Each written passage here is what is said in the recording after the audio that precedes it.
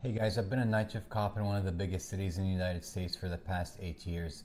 And this is an important PSA for people getting into law enforcement about why their spouse should be employed. Look, I used to think that it's a really stable career and a really stable job because you're part of a union. You know, they can't really outsource police. It's going to be hard to replace them with AI and stuff like that. But honestly, there's more insecurity in this job than what you would imagine. First of all, until you're done with probation, they're really looking for any kind of reason or weakness to fire you.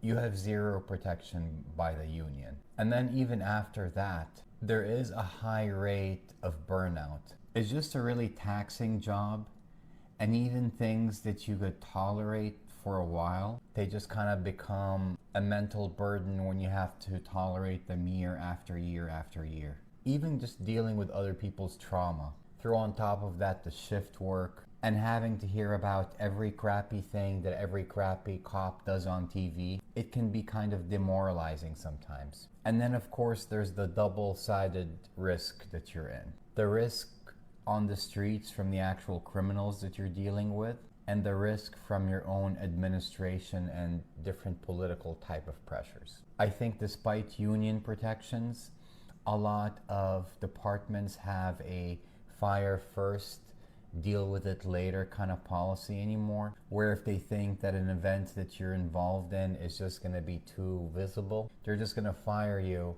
and then let your union deal with it for the next 2 or 3 years, fight it in court or through arbitration to try to get you your job back. While that may happen, in the meantime, you're just unemployed. Of course, you are working with your body, so if you get sick or injured, then you're just basically not going to be able to work. All of these are just plenty of reason why you should want your spouse to be employed. Just in case you're unable to provide either permanently or temporarily, it's very helpful for there to be another stream of income coming in.